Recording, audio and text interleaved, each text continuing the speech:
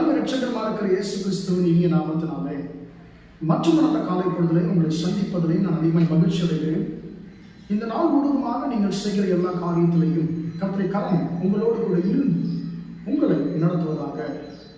யோசுவாவின் புஸ்தகம் 1ஆம் அதிகாரம் 9ஆம் வசனம் இப்படியாக சொல்லுகிறது, திகையாதே கலங்காதே, நீ போகும் இடமெல்லாம் உன் தேவனாகிய கர்த்தர் உன்னோடு கூட இருக்கிறார் என்று சொல்லி இந்த வார்த்தை சொல்லுகிறது.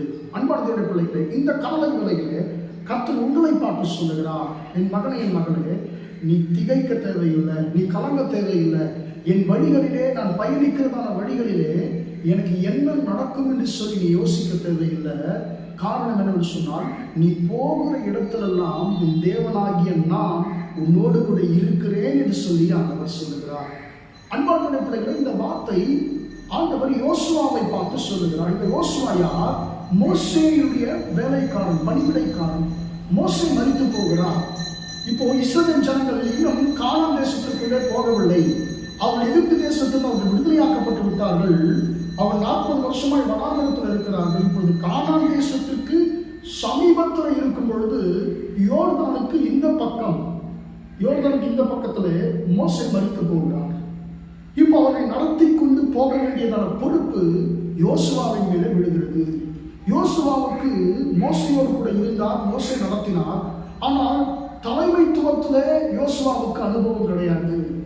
அன்பானவருடைய பிள்ளைகளே, இப்போ யோசுவாவுக்கு தான் ஒரு மிகப்பெரிய சவால் இருந்தது. என்னன்னு சொன்னா, இவர்களை இந்த யோர்தானை பிளந்து எப்படி நான் முன்பாக கொண்டு போக போகிறேன்? இந்த யோர்தானை தாண்டினால் தானே, கடந்தால் தானே கானான் தேசத்துக்குள்ள போக முடியும். போய் அங்கு எப்படி இவர்களுக்கு நான் தேசத்தை பங்கிட்டு கொடுக்க போகிறேன்?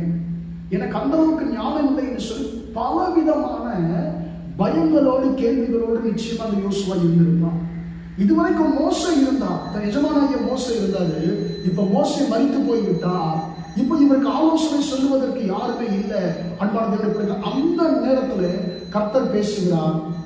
மோசே, எஜமானாகிய மோசே உன்னோடு இல்லை என்று சொல்லி நீ பயப்படாத யோசுவாவே, நீ திகையாதே கலங்காதே, நீ போகிற இடத்திலெல்லாம் உன் தேவனாகிய நான் உன்னோடு கூட இருப்பேன் என்று சொல்லி கர்த்தர் சொல்லுகிறார். அன்பான தேவனுடைய பிள்ளைகளே, என்ன நடந்தது? யோசுவா அந்த யோர்தானை ஆச்சரியமாக கர்த்தர் யோசுவாவை கொண்டு பிளந்து ஜனங்களை இந்த யோர்தானை தாண்டி கானான் தேசத்துக்குள்ளே கொண்டு போனான். அன்பான தேவனுடைய பிள்ளைகளே, மோசே செய்யாத சில காரியங்களை யோசுவா செய்தார். சூரியனையும் சந்திரனையும் ஒரு நாள் முழுவதுமாக நடுவானத்தில் நிற்க வைத்தார் யோசுவா, கர்த்தரை நோக்கி ஜெபித்து. அன்பான தேவனுடைய பிள்ளைகளே, யோசுவா கானான் தேசத்தை இஸ்ரவேல் ஜனங்களுக்கு தன் கையாலே பங்கிட்டு கொடுத்தார். அன்பான தேவனுடைய பிள்ளைகளே, கர்த்தர் இப்படிப்பட்ட மேன்மையான காரியங்களை செய்து யோசுவாவை நடத்தினார். ஒருவேளை நீங்கள் உங்களை குறித்து குறைவாக நினைத்துக் கொண்டிருக்கலாம், எனக்கு என்ன தெரியும், எனக்கு ஒரு அனுபவம் இல்லையே, எனக்கு ஒன்றுமே தெரியாது என்று சொல்லி நீங்கள் நினைக்கலாம். ஆனால் கர்த்தர் சொல்லுகிறார், திகையாது கலங்காது, நான் உன்னோடு இருக்கிறேன். நீ போகிற இடத்துல நீ செய்கிற காரியத்தால் நான் உன்னோடு கூட இருக்கிறேன். நான் உன்னை ஜெயமெடுக்க வைப்பேன், நான் உன்னை உயர்த்துவேன் என்று சொல்லி கர்த்தர் சொல்கிறார். யோசுவாவை அற்பமாய் ஆரம்பத்தில் நினைத்தார்கள். ஆனால் அன்பார்களே, யோசுவா ஒரு மிக சிறந்த தலைவன் என்பதை கர்த்தர் ஜனங்களுக்கு அவள் விளங்க காண்பித்தார்.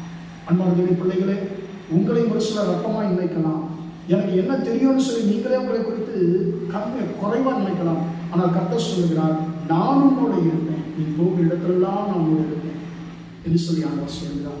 நீங்க என்ன செய்தாலும் கர்த்தர் உங்களோடு கூட இருந்து உங்களை அவர் ஆசீர்வதிப்பார். நீங்கள் செய்கிற காரியங்களை வாய்க்க பண்ணலாம். ஜெபிப்போமா? இரக்கமுள்ள தகப்பனே, நன்றியோடு துதிக்கிறோம், ஸ்தோத்திரிக்கிறோம். இம்மட்டமாக அந்த வார்த்தைகளை கேட்ட உடைய பிள்ளைகளை ஆசீர்வதியும் ஆண்டவரே. திகையாதே கலங்காதே, நீ போகிற இடமெல்லாம் உன் தேவனாகிய கர்த்தர் உன்னோடு கூட இருக்கிற அந்த வார்த்தையை மட்டும் ஆண்டவரே யோசுவாவுக்கு அந்த வார்த்தையை சொல்லி, ஆண்டவரே யோசுவாவை அற்பமாய் நினைத்த ஆண்டவரே மனிதர்களுக்கு முன்பாக அவருடைய தலையை உயர்த்தின தேவன்.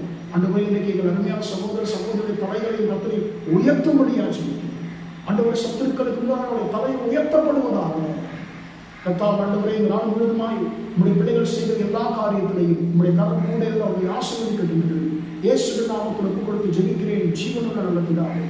ஆமென், ஆமென். பிரியமானவர்களே, கர்த்தர் உங்களை ஆசீர்வதிப்பார். Praise the Lord, praise the Lord.